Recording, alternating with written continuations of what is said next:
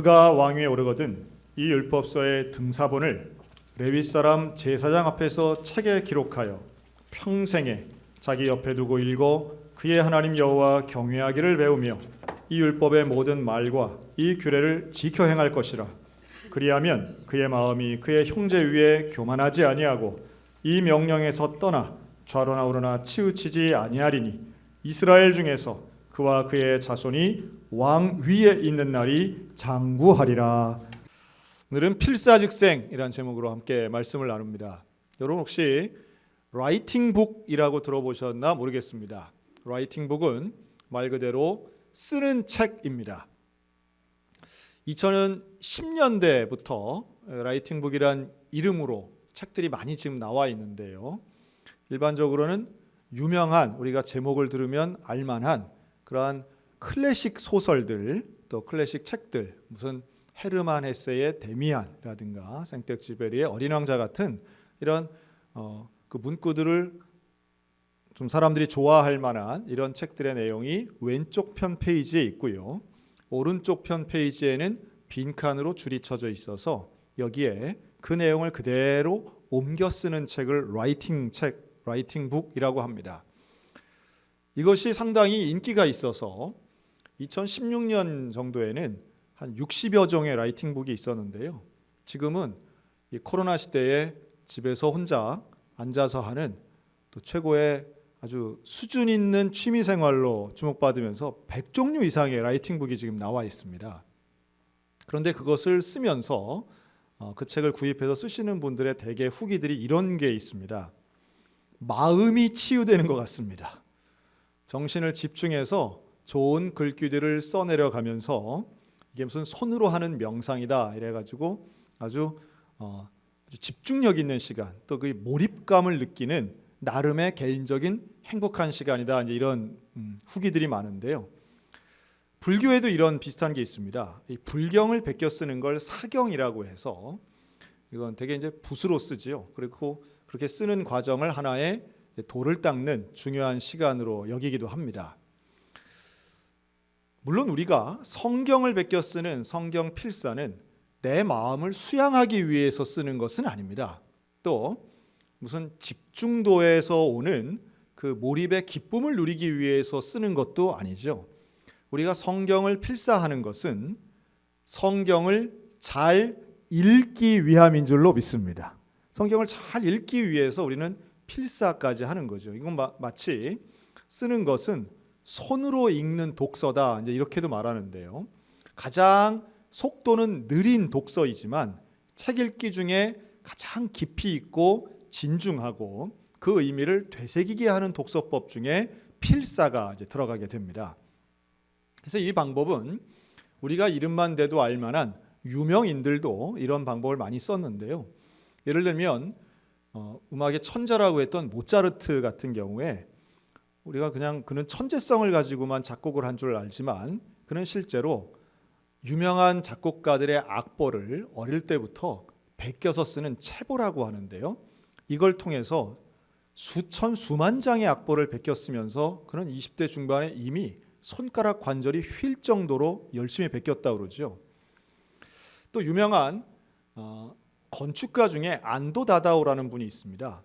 우리 원주에도 가면 유명한 박물관 건축하신 분이고 일본 분이신데요. 근데 이분이 원래는 권투 선수 출신인데 유럽인들이 인정하는 몇 안 되는 아시아인 중에 한 분인데 이분이 세계적인 그 건축 설계자가 되는 과정에서는 그가 유명한 건축 설계자들의 설계도를 일일이 손으로 베껴 쓰는 이 필사의 과정이 있었다라고 하는 겁니다. 음악이나 미술 혹은 설계도 그럴진데 글 쓰는 직업을 가진 작가들도 역시 마찬가지 이야기를 합니다. 유명한 소설가 해밍웨이 같은 경우는 우리 모두에게 필사를 해야만 한다고 자기를 따르는 작가군에게 가르친 적이 있고요. 태백산맥으로 유명한 조정래 작가 같은 분은 필사는 이 책의 내용의 되새김질의 과정이다라고 쓴 글을 제가 본 적이 있습니다. 또 유명한 그 김훈이라는 작가는 지금도 그래서 꼭 노트에 필기를 하죠. 원고지를 넣고 이 펜으로 글을 쓰는 것으로 유명합니다. 물론 지금은 스마트폰 하나로 메모도 하고 자기가 중요한 거 기록도 직접 하는 시대이긴 하지만, 그러나 지금도 여전히 펜을 가지고 노트에다 쓰는 일, 그 자체만으로도 상당히 기쁨과 어떤 수양과 발전을 이룰 수 있다고도 생각이 듭니다. 아마 노트 쓰시는 분들 많이 계실 텐데요. 저도 노트 쓰는 걸 좋아해서 펜으로, 또 펜도 그래서 중요하죠. 그래서 펜 가지고 사각사각 쓰는 것이 저에게는 또 소소한 기쁨이기도 합니다. 근데 그렇게 써놓으면 마치 그 글의 내용도 중요하지만 내가 썼다라고 하는 내 글씨체로 보이는 그 내용이 저에게는 더 큰 깨달음을 줄 때도 있습니다. 여러분, 성경을 읽는 것은 쓰는 것보다 읽는 게 더 중요하기도 하고, 읽는 데는 분명한 이유가 있죠. 성경을 왜 읽어야 할까? 성경을 읽는 것은 하나님을 알기 위함입니다. 성경을 쓰는 것도 읽는 것이라면 하나님을 알고 하나님의 뜻을 아는데 가장 중요한 방법이 되는 거죠. 한번 따라 하실까요? 성경을 읽으면 믿음이 생기고, 믿음이 생기면 순종할 수 있습니다. 그러니까 성경 읽기가 우리에겐 깨달음을 주지요. 하나님 말씀을 알게 됩니다. 근데 그러면 믿음이 생기는 거예요. 그래서 어떨 때는 성경에 나오는 내용이 이걸 어떻게 다 실천하나, 이거 좀 내가 실천하기는 어렵겠다 하는 내용이 있을지라도 믿음이 있으면 그 말씀을 실천하는 순종의 은혜도 있게 될 줄로 믿습니다. 또 이런 것도 있습니다. 필사를 하다 보면요, 내가 대충 알고 있던 것이 정확하게 알게 됩니다. 제가 신앙생활 하면서, 목회하면서 좀 안타까운 경우는 여러분, 성경을 너무너무 안 읽는 분들을 볼 때입니다. 성경에 대해서 모르는 것이 당연하다고 생각하면서 신앙생활 하시는 분들이 있습니다. 성경은 펼쳐서 읽는 책이 아니라 덮어서 두는 책이라고 생각하시는 분들, 그리고 성경은 그저 예배당에 나와서 목사님 설교 듣는 게 성경 지식이 높아질 거라고 막연하게 생각하시는 분들이 있습니다. 그러나 그렇지 않습니다. 여러분, 설교를 통해서 성경에 대한 이해와 지식이 과연 얼마 정도 높아질 수 있는가 착각하면 안 되는 것이, 성경은 우리에게 주신 하나님의 특별한 계시입니다. 그렇기 때문에 우리는 성경을 읽든지 듣든지 성경 자체를요 쓰든지 해서 내가 이해하는 나에게 하시는 하나님 말씀을 반드시 체득화해야 됩니다. 나의 영혼 가운데 새겨지고 나의 생활 가운데 이루어지는 하나님의 말씀의 임재를 경험하는 저와 여러분들 되시기를 주의 이름으로 축원합니다. 그래서 오래 교회 생활하다 보면 대충 아는 게 있어요. 아브라함, 삼손, 세례 요한, 그냥 이름을 들어본 것 같으니까 내가 그 사람에 대해서 아는 걸로 착각하는 경우가 있습니다. 그러나 그렇지 않아요. 물어보면 하나도 몰라요. 무슨 말을 했고 그 사람은 어떤 사람이고 하나님이 그를 통해서 우리에게 주시려고 하는 메시지가 무엇인가에 대해 전혀 모르는 분들이 의외로 있습니다. 어떻게 알아야 될까요? 귓등으로 아는 것이 아니라 구체적으로 알아야 됩니다. 그리고 그 알기 위해서는 성경을 읽어야만 되는 것이죠. 이 성경 읽기가 그렇게 중요한 것은 세상의 원리와 하나님의 원리가 다른 게 많기 때문입니다. 세상의 원리와 하나님의 원리가 다르면 우리는 대충 알면 세상의 원리를 막 따라가는 거예요. 자, 오늘 읽은 신명기 17장에 아주 특별한 말씀들이 나와요. 특별히 16절, 17절 그 앞절에 보면 이제 앞으로 이스라엘 백성들이 가나안에 가서 너희가 한 나라를 만들 텐데, 그런데 그때에 너희가 만일 왕을 세우게 되면 너희는 반드시 이렇게 해야 된다. 왕에 대한 조건을 말씀하는데요. 외국인 데려오지 말고 우리 중에서 왕을 뽑아야 된다라고 하는 말씀도 있지만 하나님이 지명하는 사람 뽑아야 되는 거예요. 그런데 이 왕이 해서는 안 될 일 세 가지를 말씀합니다. 그 세 가지 중에 첫째는 병마를 많이 두지 말아라. 병마라고 하는 것은 전쟁터에 가지고 나가는 말을 의미합니다. 말, 타고 다니는 말이죠. 여러분, 전쟁에는 말이 많을수록 유리할까요? 적을수록 유리할까요? 군대를 안 갔다 오셔가지고 잘 모르시는데, 고대 전투에서 사람보다 훨씬 큰 그 말 한 마리가 갖고 있는 전투력은 어마어마합니다. 그런데 병마를 많이 갖지 말아라 라고 하는 것은 이게 좀 거꾸로예요. 세상의 원리와. 여러분, 위대한 왕은 국방력을 튼튼하게 해야 되는 것이죠. 그런데 병마를 줄이는, 많이 갖지 않는 것은 마치 국방력을 강화하면 안 되는 것으로 우리가 보여지게 됩니다. 반대예요. 신기하죠? 자, 두 번째는 아내를 많이 두지 말아라. 이건 좀 이해가 돼요. 이건 오늘날 우리의 시각으로 보기 때문에 이해가 되는 겁니다.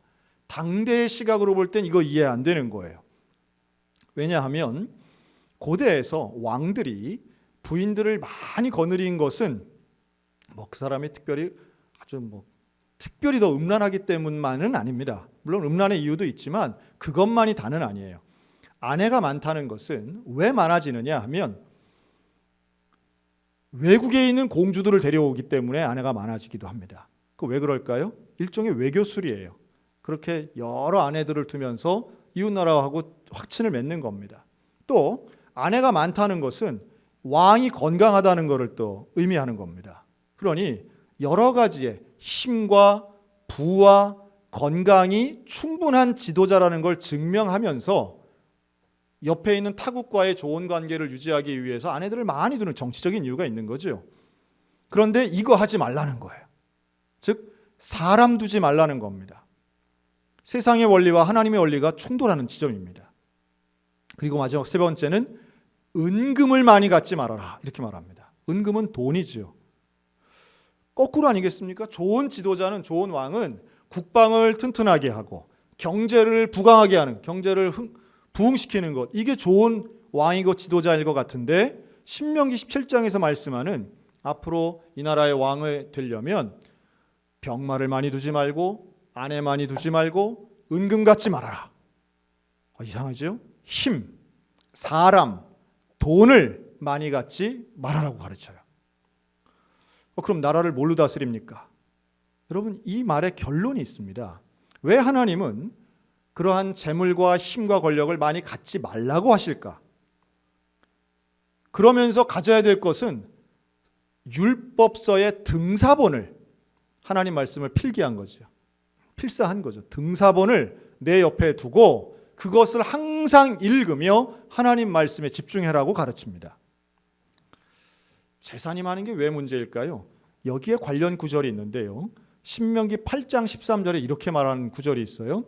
내 소와 양이 번성하며 너의 은금이 증식되며 내 소유가 다 풍부하게 될 때에 내 마음이 교만하여 내 하나님 여호와를 잊어버릴까 염려하노라. 우리는 자본주의 사회에 살기 때문에 돈은 많을수록 좋을 거라고 생각하지만 돈이건 힘이건 사람이건 적당한 게 좋은 것입니다. 그리고 그 적당함의 정도를 누가 정하느냐? 하나님이 정하시는 줄로 믿으시기 바랍니다. 그 적당함을 사람에게 두면 사람의 욕심은 한이 없습니다.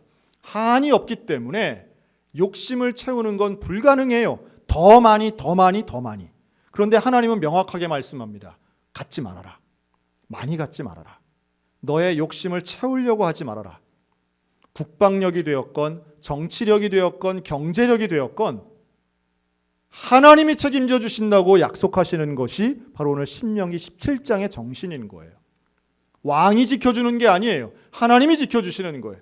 왕이 국방을 지키고 왕이 경제를 부흥시키는 게 아니라 하나님이 책임져 주시고 인도하신다는 것을 신명기를 통해서 약속하고 계십니다. 그런데 이것을 지킨 사람이 있어요. 이걸 지킨 왕이 있습니다. 열왕기서 역대기서를 보면 이거 못 지키기 때문에 왕들이 다 타락하고 무너지고 교만하는데 이 다윗 왕의 이야기가 나옵니다. 역대상 18장에 보면 다윗이 이제 전쟁을 해서 이기는 스토리가 나옵니다.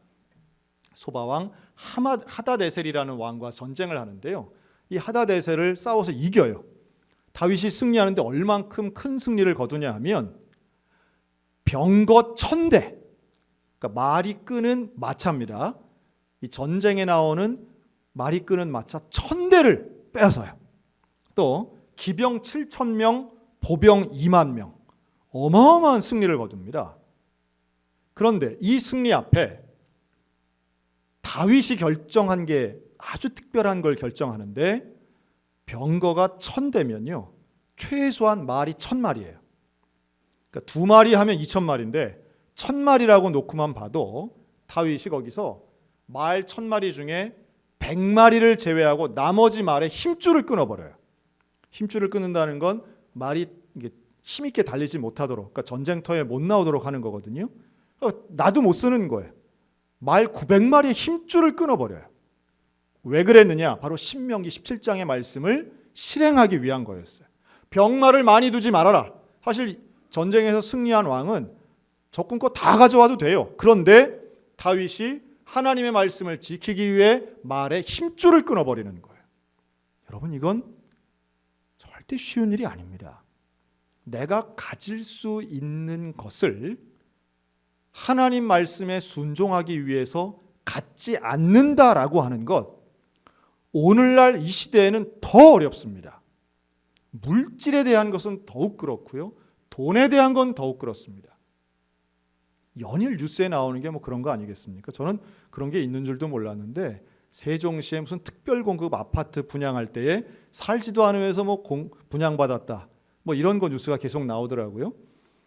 뭐 불법이 아닌 거예요. 불법이 아니고 그게 필요한 사람이 있을 것 같아서 특별 공급을 공무원분들에게 했는데 그걸 기회 삼아서 다 받았다는 거죠.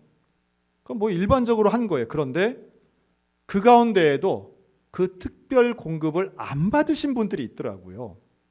자격이 되는데 나는 세종시에 가서 살지 않으니까, 혹은 나는 퇴직이 6개월밖에 안 남았으니까 나는 분명히 아파트 값이 오를 거지만 특별 공급으로 싸게 분양받으면 나에게는 재산 증식의 효과가 있을지 모르겠으나 나는 그거 안 받습니다 하는 소수의 공무원들이 또 주목받으시더라고요. 저는 참 중요한 부분이라고 봅니다. 다윗이 말의 힘줄을 끊는 그 결단이 오늘 우리 하나님 믿는 기독인들에게 있다면 교회는 분명히 세상과 사회 속에서 존경받는 사람들이 될 것입니다. 우리는 사람들에게 무시당하는 것은 욕심을 채우는 사람들이에요. 그 욕심을 채우기 위해서 더 많이 갖고 더 욕심 부리고, 분명히 이런 코로나 시대에 할 수 없이 가게 내놓고 할 수 없이 직업을 접는 분들 많을 겁니다. 그런데 그것을 기회 삼아서 재산을 늘리는 분들도 분명히 많을 겁니다. IMF 때 그랬던 것처럼 코로나19 때에도 분명히 그런 분들이 많을 겁니다. 자본주의의 민낯을 우리는 더욱 또렷이 보게 될 겁니다. 하나님께서는 가질 수 있어도, 기회가 생겨도, 자격이 있어도 힘줄을 끊는 신앙을 원하시는 것이에요. 신약 성경에는 사도 바울이 그런 사람이죠. 바울은 자랑할 게 참 많았습니다. 자기는 바리새파요, 하나님 앞에 율법주의자요, 가진 것이 많은 사람이고 자랑할 게 많은 사람이었지만 그 모든 것들을 배설물을 여긴다고 말하며 세속의 힘줄을 끊어버린 사람이 사도 바울이라고 저는 믿습니다. 하나님의 말씀을 아는 사람들은 이것이 어려워 보이지만 당연하게 하는 것입니다. 그런데 하나님 말씀을 모르니까, 율법을 모르니까, 말씀을 펴서 읽지 않으니까 우리는 때때로 세상적인 방법이 옳고 하나님도 그렇게 하는 것을 원하시리라 내 생각으로 판단하여 내 마음에 흡족한 대로 살게 되더라는 거예요. 하나님 말씀을 읽어야 할 이유가 여기에 있습니다. 세상과는 다른 원리, 하나님이 원하시는 바가 명백하고 분명한데 그것 따라가기 위해서는 우리는 말씀을 알아야만 되는 거죠. 그렇다고 해서 모든 걸 포기하는 건 아닙니다. 요즘 우리 잠언서 읽고 있죠. 이제 며칠 다음 주쯤 읽게 되는 잠언 30장엔 이런 말씀도 있습니다. 나를 가난하게도 마옵시고 부하게도 마옵시며 오직 필요한 양식으로 나를 먹이시옵소서. 혹 내가 배불러서 하나님을 모른다, 여호와가 누구냐 할까 하오며, 혹 내가 가난하여 도적질하고 내 하나님의 이름을 욕되게 할까 두려워함이니이다. 물질에 대한 정확한 하나님의 뜻을 잠언서는 우리에게 말씀하고 있습니다. 하나님은 너무 부요해서, 너무 많아서 하나님을 잊어버리는 것 원치 않으시고요, 너무 가난해서 죄를 짓는 것도 원하지 않으신다는 거예요. 여러분, 이 적정함에 대한 은혜를 간구하셨으면 좋겠습니다. 내가 관리할 수 없을 만큼의 재물은요, 독이 될 수 있습니다. 이런 거 교회에서도 많이 봐요. 사실은 잘 되면, 세상적으로 잘 되는 사람이 교회를 떠나고 하나님 신앙 떠나는 것들도 종종 봅니다. 잘 된다고 다 좋은 거 아니고요, 안 된다고 다 나쁜 것도 아니라는 것이 명확한 우리 인생의 원칙인 것 같아요. 그런 의미에서 우리가 이번 달 성경을 쓰는 것은 하나님을 발견하는 귀한 과정이 될 것이라고 봅니다. 하나님을 찾고 하나님을 발견하고 그런 가운데 하나님의 그 적절한 뜻을 발견한다면 우리 인생은 더욱 풍요로운 인생이 될 것입니다. 제 삶의 첫 번째 성경 필사의 경험은 저희 어머니가 쓰셨던 성경 필사였습니다. 한번 말씀드린 적이 있는 것 같아요. 저희 어머니는 제가 초등학생 때부터 미용실을 하셨습니다. 몇 번 옮기면서 미용실을 하셨는데요, 잘 됐어요, 미용실이. 그런데 이 80년대에 미용실은, 아파트 상가에 있는 그 미용실은 대부분 여자분들이 이제 오시는 거죠. 그리고 아주 젊은 20대의 미용사들이 이제 함께 일했습니다. 그때는 미용사들을 부르는 게 시다, 인류 이런 용어로 이제 불렀죠. 지금은 이제 디자이너 선생님들이 되셨는데, 그래서 그분들하고 같이 이제 일하시면서 미용실을 꾸려 나가셨는데, 저는 매일마다 학교에서 오면 미용실에 들려서 이제 어머니께 인사하고 집으로 갔습니다. 그런데 그 미용실은 여자분들이 이제 많잖아요. 근데 지금도 기억나는 게 되게 젊은 분들이 오셨던 미용실이었어요. 그런데 그 젊은 여자분들이 오셔가지고 그렇게 담배들을 많이 피우시는 거예요. 담배 연기가 자욱한 거예요. 그리고 또 미용실에는 이제 겨울이면 난로를 이렇게 피잖아요. 그러면 그 난로에 이제 고데기도 이렇게 집어넣고 이제 이러는데, 근데 이제 파마 같은 걸 하면 이제 중화제라고 해서 이제 약품을 바릅니다. 중화제 냄새가 이제 강하게 나죠. 그리고 미용실에는 여자분들이, 그 남자 이발소는 손님이 오면 뭔가 늘 움직여야 되지만 이 파마를 하게 되면 중화제 바르고 뒤집어 쓰잖아요. 그리고 한두 시간 기다려야 되니까 손님은 많아도 실제로 미용사가 잠깐 쉬는 시간들이 있게 됩니다. 그러면 이분들이 앉아가지고 뭘 하냐 하면 잡지책을 넘기면서 계속 말씀을 하세요. 쉬지 않고 얘기합니다. 항상 유명한 정치인들의 무슨 이야기부터 김정일이 무슨 누구 애를 낳았대더라 이런 얘기부터 해서 누군 누구하고 어쩌대더라 저쩌대더라, 어떻게 이렇게 잘하는지 그 안에서 온갖 얘기가 다 막 나오는 거예요. 얼마나 시끄럽고 왁자한지 몰라요, 높은 톤으로. 그러면 제가 그 장면이 지금도 기억이 나는데요, 담배 연기가 자욱하고 여자분들의 아주 발랄한 목소리가 가득한 그 시끄러운 속에서 저희 어머니가 성경을 쓰시는 거예요. 담배 연기 틈 사이로 보이는 그 어머니의 모습이 지금도 명확하게 기억납니다. 그런데 그것이 어떻게 제 마음에는 각인되어 있느냐 하면, 얼마나 세속적인 모습입니까? 그 안은 정말 그 세상의 가치와 세상의 이야기와 모습으로 가득한 곳인데요, 그 안에 성경을 쓰시는 어머니의 모습은 거룩해 보이더라고요. 세상 속에 살지만 세상과 다른 구별된 모습이라는 게 무엇인가를 한나의 마치 그림처럼 보여주는 저에게 기억이 있습니다.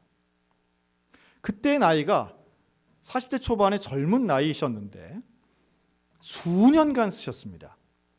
그리고 성경을 쓰실 때 이유가 있었어요. 물론 그때 당시 많은 교회들이 성경 필사를 했습니다.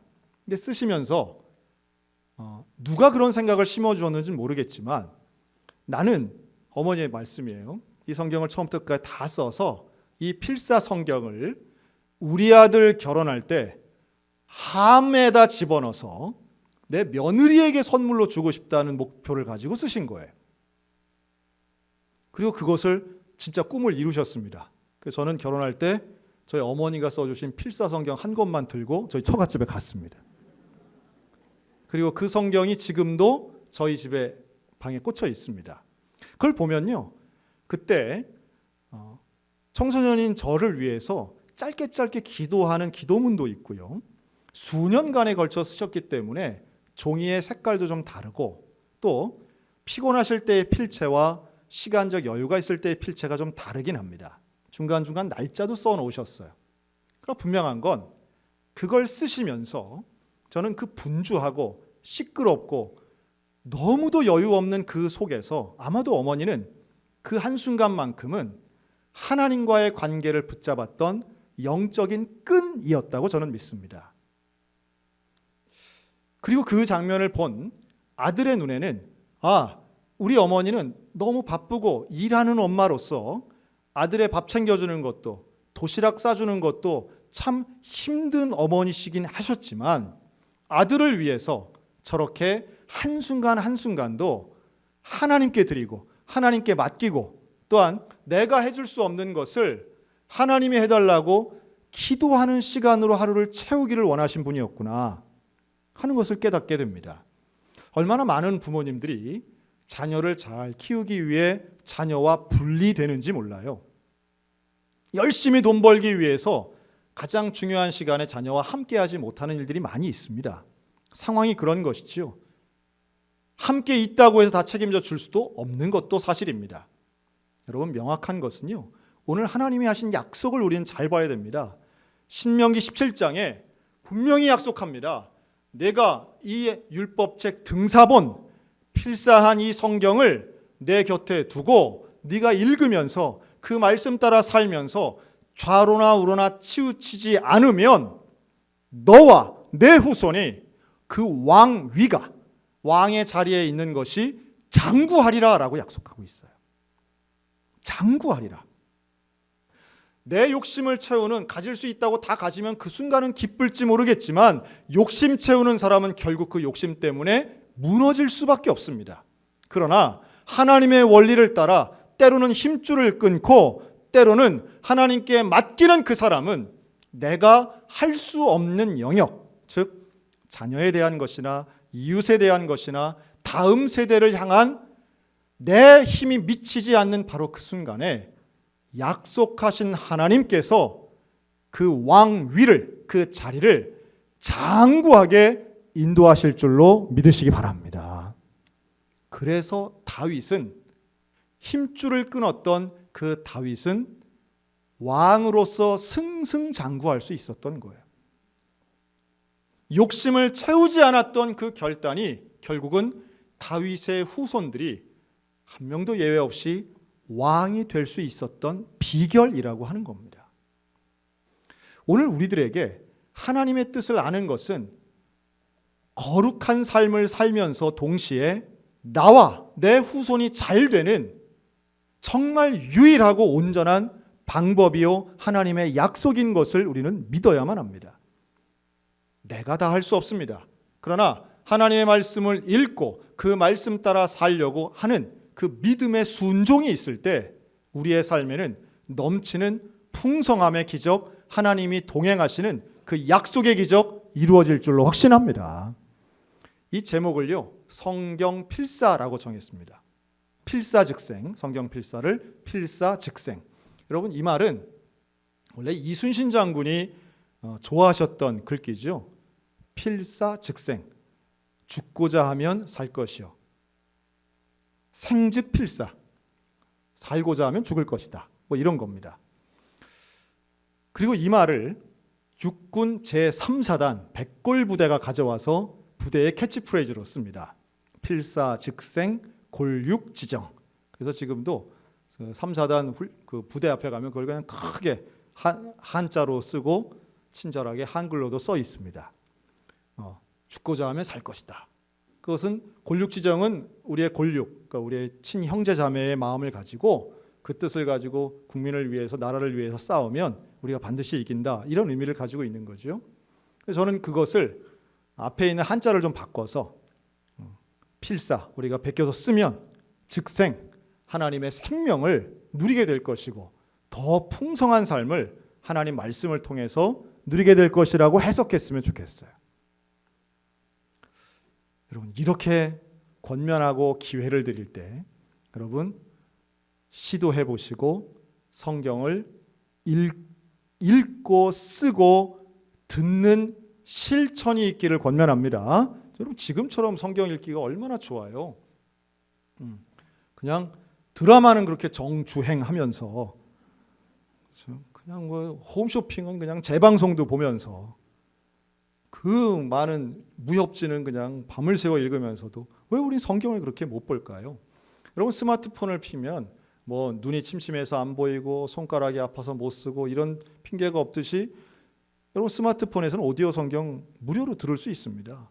버튼 몇 번만 누르면 성경을 들을 수 있어요.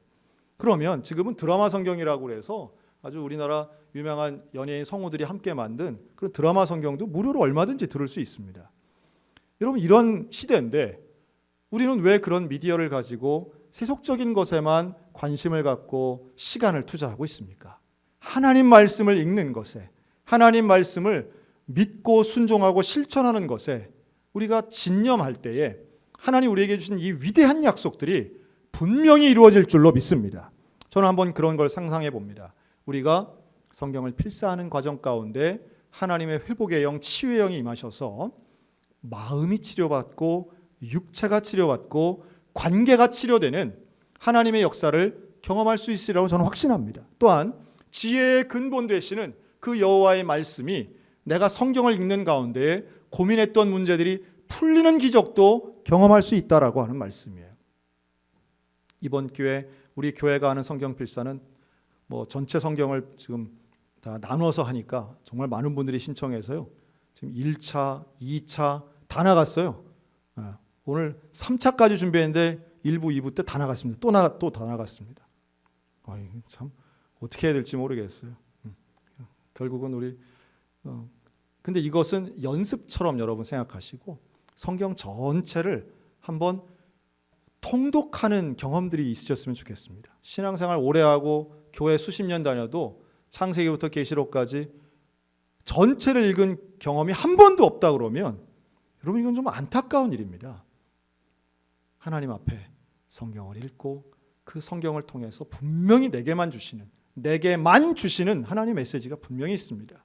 그 은혜를 경험하셨으면 좋겠습니다. 송이꿀보다 더 달다고 말씀하는 그 성경의 은혜가 우리 모두에게 임하여 말씀을 통해 필사 성경을 쓰고 성경을 읽고 성경을 들으면서 즉생 하나님의 생명 놀라운 풍성함을 누리는 저 여러분들 다 되시기를 주님의 이름으로 축원합니다.